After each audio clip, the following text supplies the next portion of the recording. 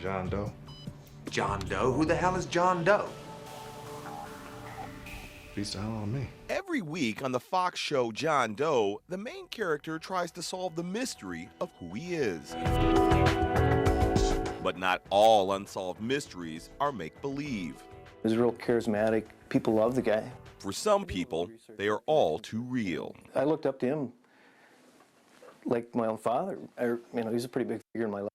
Michael Heinen's older brother Larry disappeared from St. Anthony 23 years ago. Well, it was a tremendous loss. His family hasn't heard from him since. Well, it's always in the back of my mind, and I think a lot about him, wondering what happened,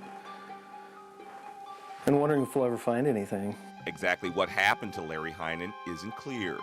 Some believe the 1961 graduate of Springfield High School simply dropped out of sight, something he had done periodically in the past.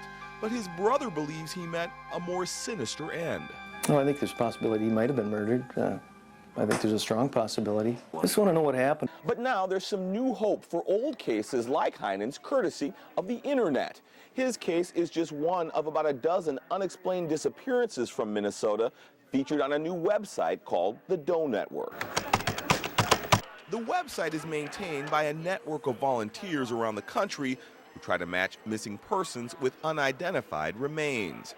Family members or loved ones post information about their lost relatives on the website, while forensic artists use autopsy photos from John and Jane Does to create composite sketches or three-dimensional busts to give old clues a fresh look. There isn't really an official group of people as far as like state or, police department that are going through and saying, okay, does this one match? Does this one, and so that's kind of what the volunteers do with the Doe Network.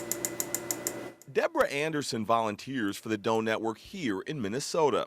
She spends 10 to 15 hours a week on top of her full-time job trying to identify a woman found murdered on the side of a road in Blue Earth back in 1980. If you solve just one, if you give a name to just one person, or you find that family member's wife or son, it's worth it. Captain John Oles investigated Larry Heinen's disappearance. He says, if nothing else, websites like the Doe Network keep unexplained disappearances in the public eye. Missing person cases oftentimes are the way we get the information out, or the way we solve the cases, is by getting information from the public. And any entity, organization that helps us get that information out to the public to generate tips or leads is something that's of value to law enforcement. I know he's out there somewhere, dead or alive. For now, all Michael Heinen can do is continue to look for his brother and pray for the day this mystery is finally solved.